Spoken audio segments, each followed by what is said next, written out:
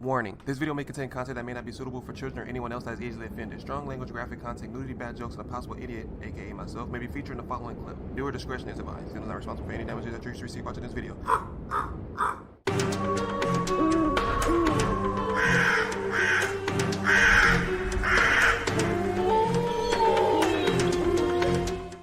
Hey, what's up, y'all? It's Zems, and welcome to Shadow Spiders SCP-538. This video is by Dr. Bob, so if you guys haven't already, be sure you swoop down in the description box, click on the link, go watch the video in entirety, because I'm going to be pausing and stopping and talking through the whole thing. I don't know, a lot of you guys was down in the comment section talking about SCP, so it kind of got me interested a little bit. I got like a back brief about them and how they came about. Pugs Man was telling me, GG, all well as, Mr. Badlands Martinis, and Tiger Queen told me to react to Shadow Spiders because she knows I have a hatred for spiders. So she said that she wants to see my reaction to this one. If you guys are new to the channel, my name is Reprisalzems, and welcome to the Crow's Nest. But for now, let's get it. That was crispy, bro. If you can do that, bro, you gotta let me know. You gotta do that. If you can do the crow voice, bro. An SCP Foundation doctor wearing a hazmat suit is escorted by 2 guards through the secure facility. They stop in front of a large, sealed door, and one of the guards scans his security card. There's an audible hiss as the door slides open. Damn, the doctor nervously looks to the guard, who motions him inside. They certainly won't be joining him. Yeah, she ain't going. The doctor steps into the small airlock, and the door snaps shut. Red A flag. complicated locking mechanism seals the door behind him. He's truly locked in. The reverse process then begins on the locked door in front of him. It finishes, and the door opens, revealing a room with bright lights that briefly blind the doctor. As his eyes adjust, he can see that the entire room is white and bathed in an intense light. He steps out of the airlock and towards the center of the room, where his task awaits. So I'm guessing the light He because of the takes one spiders. slow step at a time, pausing for a moment after each before taking the next. The doctor wants to get this over with as quickly as possible, but he has to abide by the protocols. See, This hell is how no. they dictate that one must walk in this containment chamber. It is bad enough, bro. Think about it. If they got spiders in this damn thing, imagine where they keeping all these other these SCPs. All right. Imagine the other SCPs that are, what they kind of captured, like, what was it, 173, bruh? Oh man, I couldn't imagine, bruh. Even if this is not real, just imagine like the chills and like the way you're feeling walking into this thing, knowing that whoever's in there can potentially kill you, bruh. As the doctor gets closer to the center, and his eyes further adjust to the bright light, Here we go. he can finally see what this room contains. In the very middle of the room, directly under the lights, is a man. He's lying on a table and isn't moving at all, What? except for his slow, rhythmic breathing, which is assisted by the ventilator Look at he's this. connected to. A feeding tube has been placed inside his nose, and numerous machines next to the man hum and beep as they measure his vital signs. The doctor continues to take one slow step after another, and eventually, after what feels like an eternity, he reaches the middle of the room. The lights above the man are angled to create large, dark shadows coming off of him, and now the doctor is finally close enough to make out what he was warned about in his briefings. Even though the man is completely still, the shadows are moving. Scurrying on the edges of the man's hell shadow no. are what look to be spiders, and big ones too, roughly 3 inches across. Oh, But Jesus. the doctor can't see any actual spiders on the man. Slap Only him. the shadows of these massive arachnids are visible as they move back and forth along the man's shadow. The doctor is growing increasingly nervous. He can feel the sweat dripping down the inside of his hazmat They suit, might be crawling but on he him. tries to tell himself it's just a result of the bright lights beating down on him. Nah. The doctor reaches the machines measuring the man's vital signs and jots down their readings, marking down that the man's medically induced coma appears stable. He's continually distracted from his work, though, by the movement of the spiders. Oh, man. One suddenly jumps from one part of the man's shadow to another, startling the doctor and causing him to jump back. The spiders abruptly stop moving, and even though he can't see their eyes, he has the feeling that they are looking right at him. That's a super red flag. It's already bad enough. Like, bro, if you yelled and they look like, you done for, bro. They not letting you back out. That's the reason why they sealed the door when you went in there, bro. Because in case something go down, you're not getting out. My thing is with the shadow spiders, my only question is, yes, he's in there now. When he's coming out, how would they know that they're not on him? Like, what is the protocol for them saying, like, oh, the spider's not on me? Unless when they go out and they spray him and then the spiders die. So I guess if it's not skin-to-skin contact, you should be good. I don't know, but I don't like spiders. Is the reason why I don't like spiders, because they can communicate and stare at you like that. Doctor is frozen with fear, staring right back at the spiders. But after a moment, they go back to their previous behavior and start crawling along the edge of the comatose man's shadows once more. That's what they think. The doctor continues to go down his checklist and audibly gulps. He's reached the final item, the one labeled physical exam. You gotta touch him. Nervous sweat runs down his face into his eyes, and he wishes he wasn't wearing this hazmat suit so he could wipe it off. Nah. He knows he must get much closer to the man, and more importantly, his shadow, than he feels comfortable with. He has to physically take the man's pulse, though. They won't let him out of this room if he doesn't. He reaches out towards the man's hand, slowly and carefully. He can see the shadow of his hand getting dangerously close to the man's shadow, and the spiders. One of the spiders stops moving, as if it is watching and waiting for the doctor's shadow to get closer. Damn, that shit was... The spider was backing that ass up on his face, bro. The disrespect. The spider was just twerking on his face, bro. Look at that. He booty bumped his face, man. That's disrespectful. As if it is watching and waiting for the doctor's shadow to get closer. It raises up on its hind legs, looking like it is ready to pounce. The doctor gets closer and closer to the man's hand, when out of nowhere, the room is rocked by an explosion.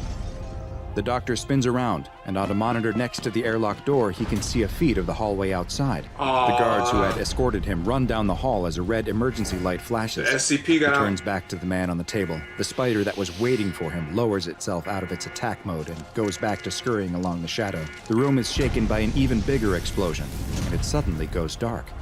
Everything's a must have shadow. gone out from whatever is happening outside. Oh, damn. He can Here we hear go. the sound of muffled gunfire mixed with far-off screams, but both are drowned out by his nervous, heavy breathing inside of the suit. The doctor drops to the ground and tries to crawl back to the door, but he has no idea which direction it is. Wait a minute. He hits his head hard and hears a crack come down his mask. Oh, he's That must done. have been the table. He's done. The doctor turns and crawls the other direction, eventually finding the airlock door.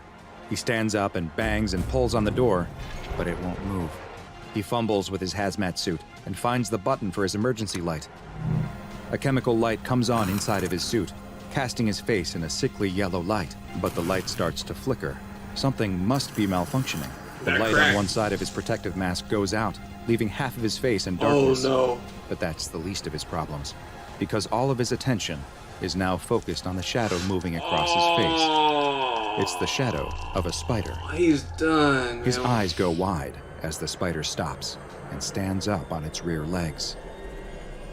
Arachnophobia. Oh, man, bro. Like, I think he would have just left the flashlight off. He would have been fine because he forgot, like, they're attracted to shadow. I wouldn't have turned the light on, bro. I would just stay in the dark because everything in there is in the dark. Now that you casted a shadow on yourself, you left yourself vulnerable to become that. That's like one of the things. You cannot stop yourself from being a shadow. So it's just like, damn, man. If those things is real, bro, how many people would get clapped, bro? I have arachnophobia. The fear of spiders, and sciophobia, Oh. the fear of shadows, are some of the most common phobias. Sciophobia? And today's SCP file is a terrifying and dangerous combination of both. I'm Dr. Bob, man, I'm making and me this is SCP-538, also known as the Shadow The Spiders. twerking spider. SCP-538 is what appears to be a kind of living shadow, not dissimilar to SCP-017. Though these shadows always take the form of an unknown species of spider. These anomalous arachnids seek out the shadows cast by other living objects, attaching themselves to the edge of the Oh my living God, creature's bro. shadow in such a way that their own shadows aren't obscured. Once attached to a shadow, the spiders will appear to feed off of them. Oh. This allows them to rapidly grow in size, with adults measuring a total area of roughly 15 square centimeters. Jesus. Once they reach their full size, they will continue to feed, though this will only maintain their size. The feeding process seems to not impact the host in any way, and the spiders can remain on a shadow indefinitely. While the spiders have been observed feeding on the shadows of inanimate objects when no living creatures are available, these don't appear to provide the spiders with whatever nutrients they require. So they drinking and our they will slowly blood. atrophy and decrease in size. It is only when they are connected to the shadow of a living organism that SCP-538 can thrive. SCP-538 Oh, are not no. locked to the shadow they are on, though. The spiders have shown the ability to move across areas to reach a new host.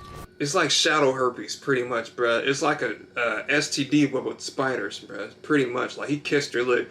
See, right? That's why you can't kiss everybody, bruh. He got a shadow spider, bruh. Make sure you're using protection, because if not, you'll get a shadow spider, bruh. I'm using this to scare my kids, bruh. Shadow spiders are real, bruh. He kissed her, and now he gave her the spider. Oh, my goodness. Though they will decrease in size when not attached to a shadow, losing as much as 2 square centimeters of their size for every second that they aren't on a shadow. and should they be stranded in the open without a shadow to feed on, they will decrease in size until they disappear completely, at which point that individual instance of SCP-538 is considered to be terminated. But how, The though? spiders Everybody has a normally shadow. avoid this fate thanks to their extremely fast movement, though. Oh, And fully my grown goodness. instances have been measured moving up to 1 meter per second.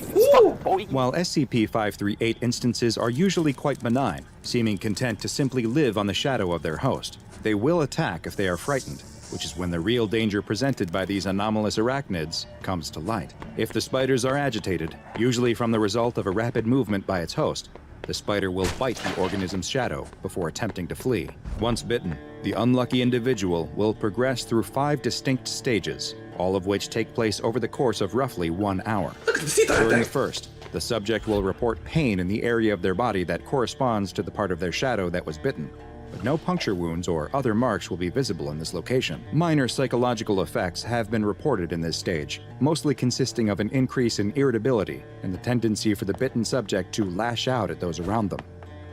The second stage occurs 10 to 15 minutes after being bitten. Oh, yeah, Taco The Bell. subject will begin sweating, despite reporting that they feel cold, while their skin will become red and warm to the touch.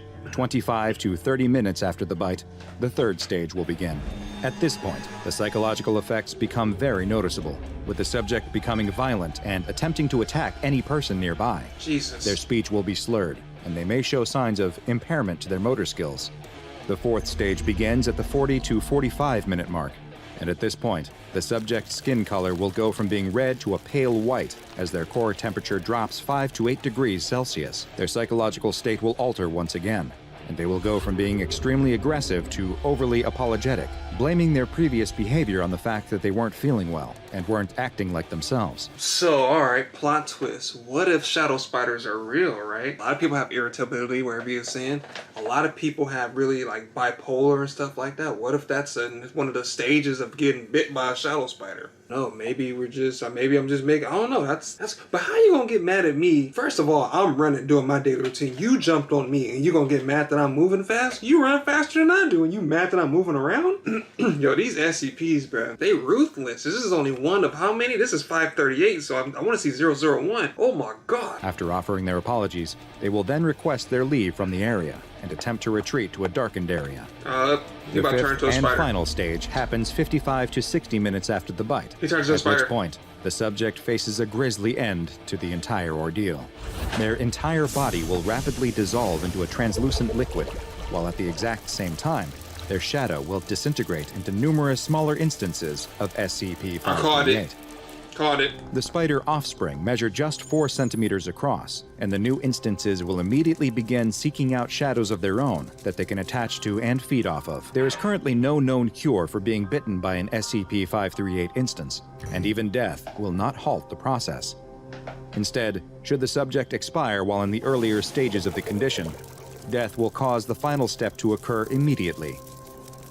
In a bit of good news, only bites to the area of an individual's shadow that correspond to a spot of bare skin seem to cause these effects. Even thin materials like cotton clothing appear to be enough to prevent the process from starting.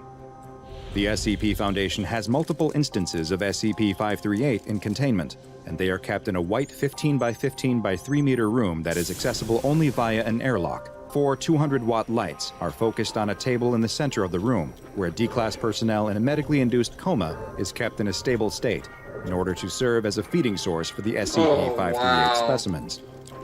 No other sources of shade are allowed into the room, so that the D-Class serves as the only source of shadows.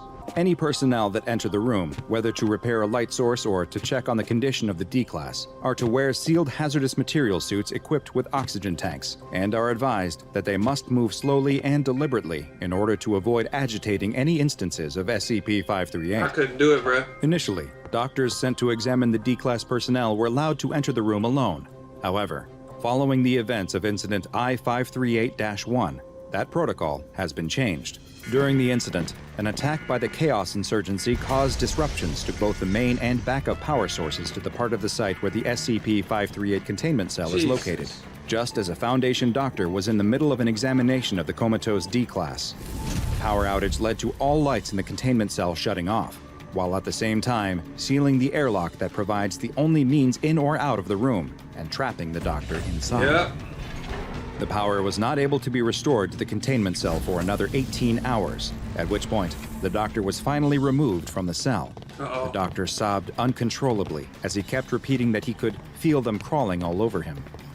The doctor was required to attend mandatory psychological therapy for his newly developed arachnophobia. I mean, do you blame him? I would have had arachnophobia. Oh, my phobia. Damn. I could, bro, I'd rather deal with the one that break your neck, bro. That's the easiest one. You just gotta go in and look at them, bro. 2 people gotta be in there looking at them. But 3 people go in, one's doing something, the other 2 looking at him, so he can't move because they got eyes on him. This is like making my skin crawl. Like, it's making me itch. It's making me like see things. I'm like seeing like lint fly by, and I'm just freaking out. Like, I can't, bro. My mouth getting dry. Like, ooh, spider. I don't know. People get hide though. People be putting them in their mouth and stuff. Like, oh man, you couldn't pay me enough to hold a spider. And was later reassigned. Following this incident, the examination protocol was updated, and health checkups of the D-Class personnel are now performed by a doctor who is accompanied in the cell by 2 security personnel, each of whom are equipped with 2 250-watt flashlights that can be used in the event of another disruption to the lights. If at any time a staff member is bitten by one of the spiders,